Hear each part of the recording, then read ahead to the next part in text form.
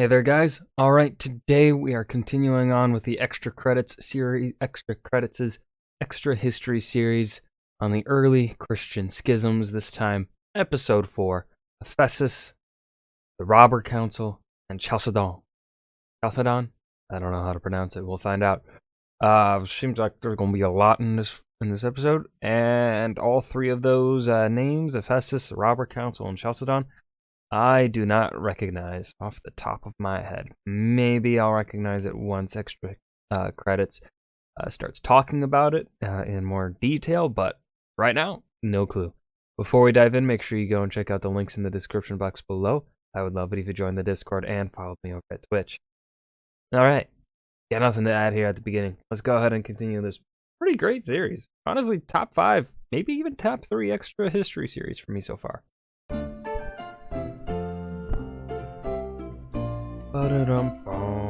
Jump forward with us 125 years from the Council of Nicaea to the last days of the Western Roman Empire. Gaul, Hispania, much of North Africa have all been lost. Rip. Aryan barbarians control nearly all of the Western Roman world. Britannia had long ago been abandoned. The Huns have smashed into the empire, sapping its remaining strength. But there was still the East, with its rich provinces of Anatolia and Egypt to support the empire. If the East would just step in, perhaps Rome could be put back together as it had under the reign of Aurelian. But the East was in the middle of a religious dispute.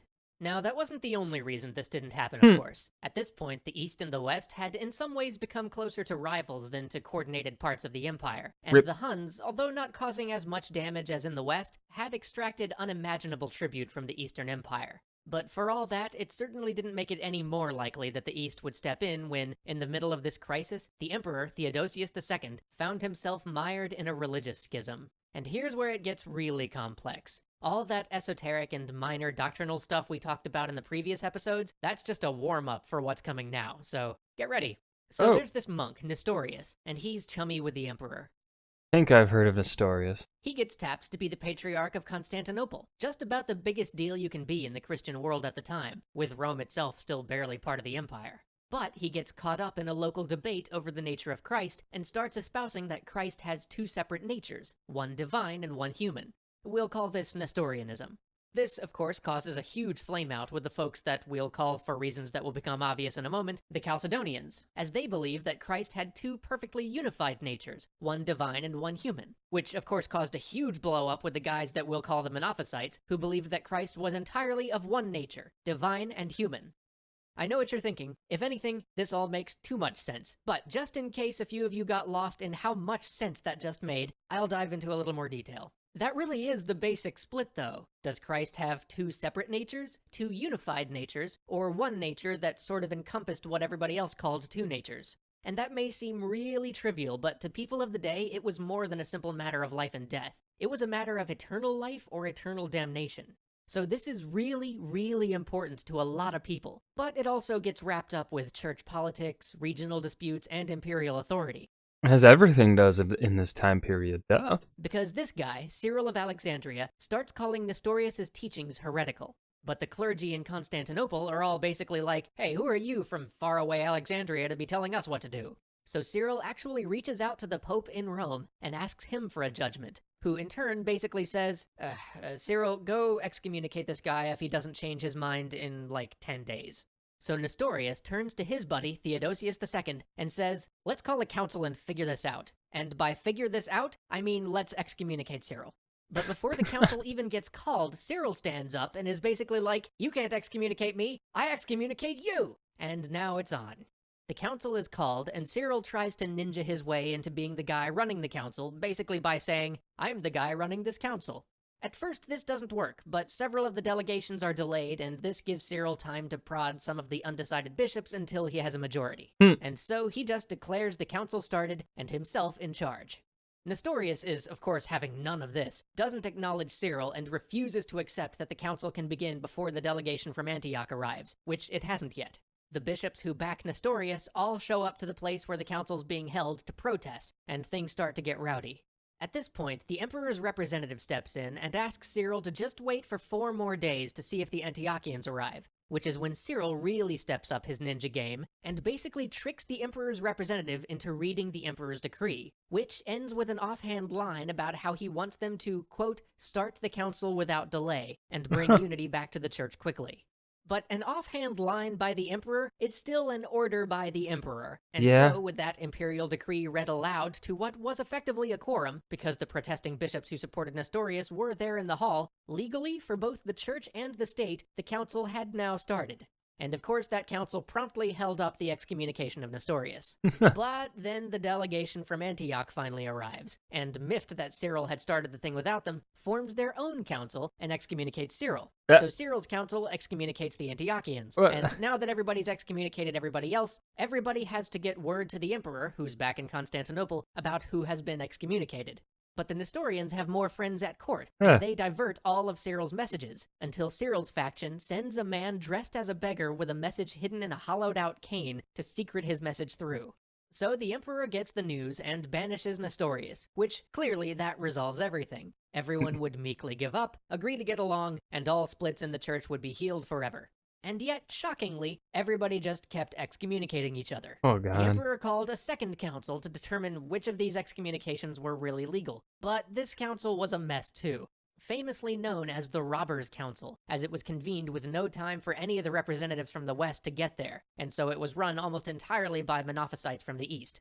They proceed to excommunicate and condemn everybody even remotely connected with Nestorius. And then they went even further and basically declared that the only correct way to see Christ was as having one nature.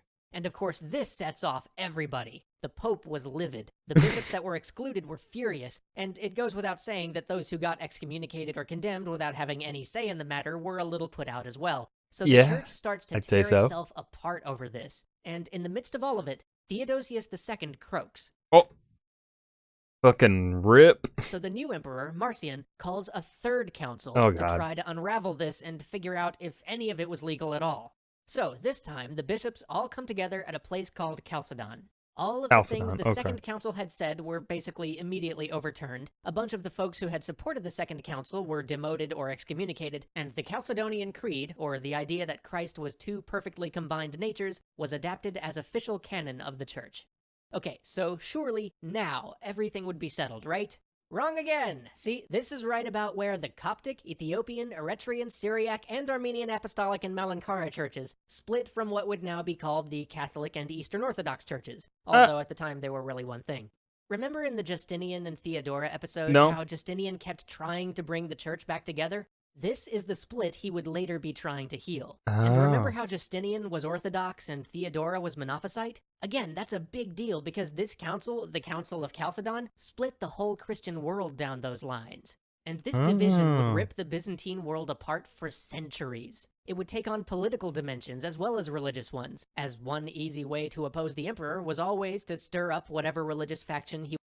I love how this series is kind of like how it's pretty tied to that Justinian series we watched several months ago, and just how really this series is kind of like really how to phrase it, making things make so much more sense from that Justinian series. Like as they're talking about things and I'm remembering the Justinian series, I'm like, oh, that's the way things were. Okay. That's really cool. I love that. He wasn't a part of.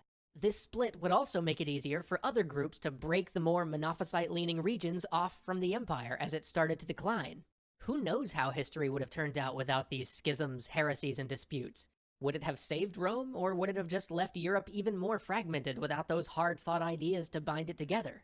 What we do know is that all this thought and all this effort helped to shape the late classical and early medieval period. For better or worse, these esoteric disputes played a huge part in the transition from the ancient world to the medieval one. So thank you for bearing with us as we wound our way through all that esoterica. These names, Arianism, Monophysites, Chalcedonians, they're gonna come up again and again as we discuss this period of history, and there's no way we could give a complete picture of this era without them. Thanks for watching, and we'll see you next time. Wait, was that the full series here for the early Christian schisms? I thought there was a part 5. I don't know. We'll find out. If there's a part 5, I'll be watching it. That was Extra Credits, Extra History series on the early Christian schisms, episode 4, Ephesus, the Robber Council, and Chalcedon. Don't really got anything to add here aside from continued praise for this series, because I'm really enjoying. I really enjoy this early Christian schism series. I think it's one of their better ones, just because of the greater context it is giving to another series of theirs in Justinian, and just the discussion around the kind of discussion that can come from this and the thinking it made me do. I really enjoy. So yeah, I hope you guys enjoyed as well. Remember to hit that like button and subscribe for more. And I will see you guys in the next video. Peace.